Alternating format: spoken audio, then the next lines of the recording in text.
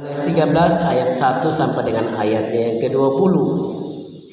Saya ingin membawa pikiran kita bahwa kita atau pernah menyaksikan atau melakukan ada ibu yang mencomeli anaknya yang pulang bermain dengan badan dan pakaian kotor. Padahal anak itu baru dimandikan dan berganti pakaian 2 jam yang lalu atau 1 jam yang lalu. Ibu manapun, ketika anaknya pulang dan pakaiannya kotor, badannya juga penuh lumpur, ia akan marah-marah dan mencomel. Tetapi ia tetap membantu anaknya mandi dan berganti pakaian sekali lagi dalam rentang waktu 1 jam atau 2 jam. Dia bersihkan, tapi dia tetap ngomel. Atau seorang petugas kesehatan yang marah-marah kepada pasiennya oleh karena segala yang disampaikan oleh petugas kesehatan tidak diikuti persis oleh pasien, dan karena itu tidak ada perubahan-perubahan penting dalam riwayat kesehatan dari sang pasien itu. Atau kita juga pernah mengalami atau melihat seorang ibu yang marah-marah sambil membantu anak gadisnya yang kecil yang sudah umur kesekian, belum mampu merawat rambutnya, merapikan rambutnya sendiri secara mandiri.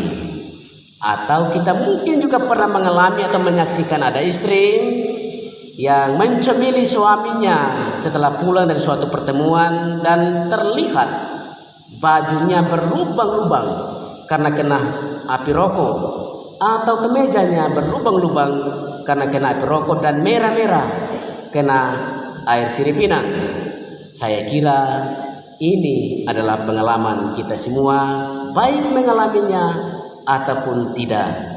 Pengalaman-pengalaman yang saya sebut tadi, saudaraku, menunjukkan bahwa kita manusia adalah makhluk yang sadar untuk selalu bersih dan sehat, namun selalu tak mampu menghindar dari kotoran dan penyakit.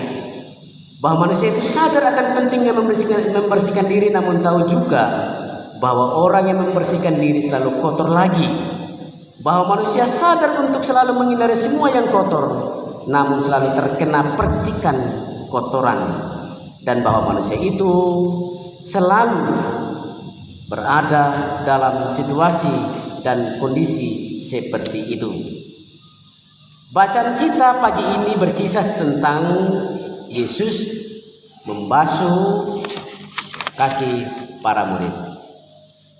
Kita mendengar juga pengalaman-pengalaman yang saya sebut tadi, bisa jadi menjadi pengalaman kita bahwa ada ibu yang mencemeli anaknya karena kotor, tetapi tetap membantu memandikannya. Seorang tokoh yang adalah seorang ibu yang melakukan sikap membersihkan, tapi dengan kata-kata yang tentu tidak baik.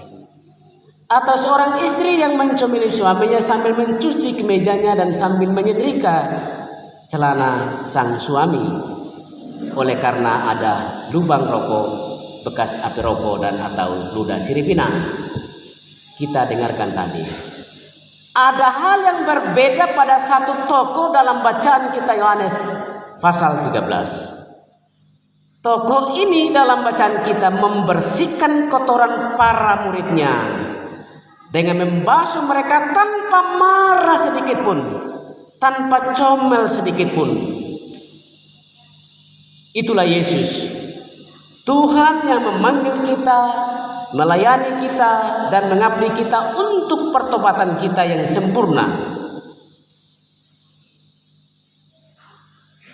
Pada waktu kita melakukan dan mengalami hal-hal yang kotor atau percikan kotor, Yesus dengan sepenuh hati tetap melayani kita, membasuh dan membersihkan kehidupan kita. Berulang sekalipun, berkali-kali sekalipun, Yesus tetap membasuh. Ibu bapak semua yang saya kasihi, Tuhan memanggil kita untuk mengabdi kepada Tuhan Yesus. Teladan yang telah Tuhan Yesus berikan itulah menjadi contoh bagi mereka yang mau melayani Tuhan. Melalui tugas karya dan apapun yang kita lakukan dalam gereja, itu semua adalah cara kita melayani Dia yang telah terlebih dahulu melayani kita. Tidak ada pekerjaan-pekerjaan besar dalam kehidupan gereja. Semua pekerjaan yang kita lakukan di gereja, entah apapun kita, siapapun kita, dalam jabatan apapun kita, bahkan sebagai majelis jemaat, sebagai pendeta, sebagai vikaris, kaum awam, sebagai jemaat dan sebagai koster, itu semua sama di mata Tuhan. Pertanyaan para murid, siapakah yang terbesar di antara kita? Yesus berkata, pertanyaan itu salah. Di mata Tuhan Yesus semua para murid sama. Dan kalau ingin menjadi yang besar, harus menunjukkan sikap kerendahan hati, mau melayani Tuhan dan melayani sesama. Kalau kita terus bertanya seperti para murid, maka semua orang akan mengedepankan